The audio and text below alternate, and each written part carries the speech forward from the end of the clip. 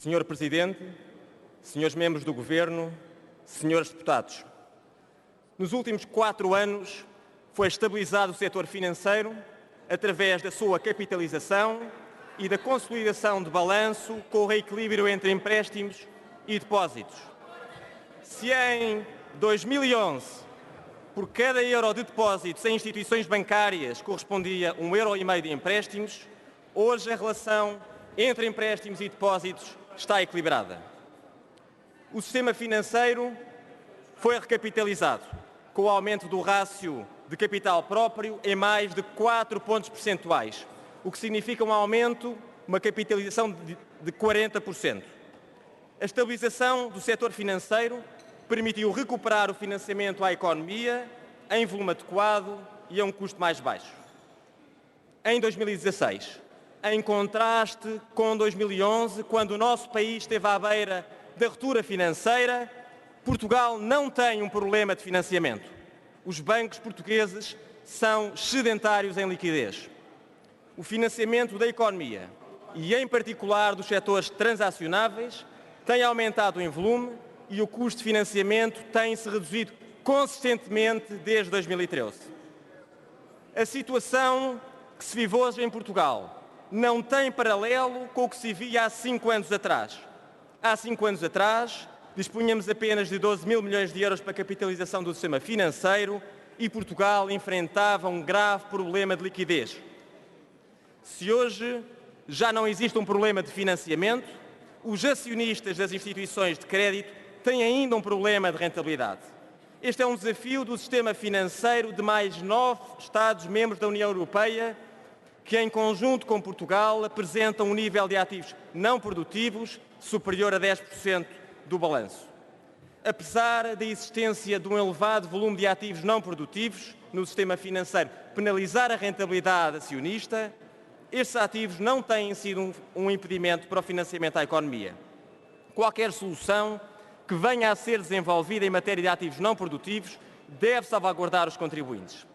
O modelo vigente do sistema financeiro numa economia de mercado é consensual, não só pela maioria dos deputados desta Câmara, mas também a nível internacional. Economias desenvolvidas e saudáveis apostam no modelo em que o capital dos bancos é detido por acionistas privados, acompanhado por uma supervisão robusta e eficaz.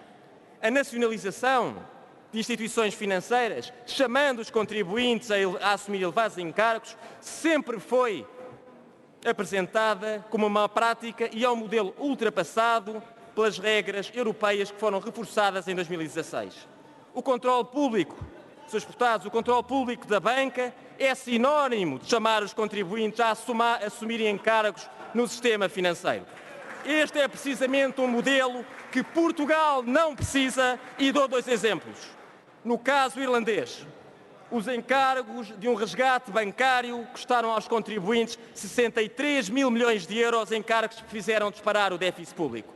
Em Espanha, um resgate bancário em 2012 elevou-se a 100 mil milhões de euros e só um dos bancos nacionalizados resultou em cerca de 20 mil milhões de euros de encargos para os contribuintes. Em Portugal, a alienação de ativos não financeiros detidos pelo Estado, de acordo com o plano de estabilidade apresentado por este Governo, permitirá reduzir a dívida pública em 2,9 pontos percentuais. Adicionalmente, o sistema financeiro nacional, que beneficiou de capital contingente, já devolveu mais de 70% do capital e pagou em juros durante este período mais de 1.100 milhões de euros. Senhores deputados, o controle público do sistema financeiro é um obstáculo numa economia de mercado e representa tudo o que o nosso país não precisa. É a supervisão financeira e não o acionista que representa o garante de transparência, estabilidade e eficiência do sistema financeiro e protege os depositantes e representa a salvaguarda dos contribuintes. Para bem dos portugueses, a supervisão financeira tem vindo a ser reforçada e prevê-se que continue a ser aprofundada. É neste modelo que a Caixa Geral de Depósitos desempenha um papel central como um banco de referência que garante o reforço da confiança e da estabilidade que nos seus 140 anos de história tem dado um importante contributo à economia nacional. O sistema financeiro tem um papel nuclear no financiamento da atividade produtiva. A solidez do sistema financeiro reflete o estado da economia. A qualidade do crédito do balanço das instituições financeiras depende diretamente da recuperação do tecido empresarial e das finanças públicas.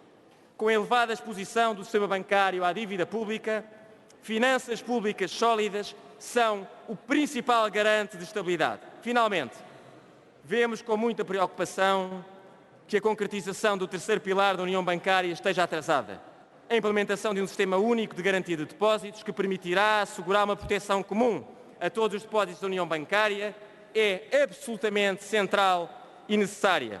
É fundamental a concretização plena da União Bancária para reduzir o diferencial do custo de financiamento ainda existente entre as empresas nacionais e as suas congêneres europeias.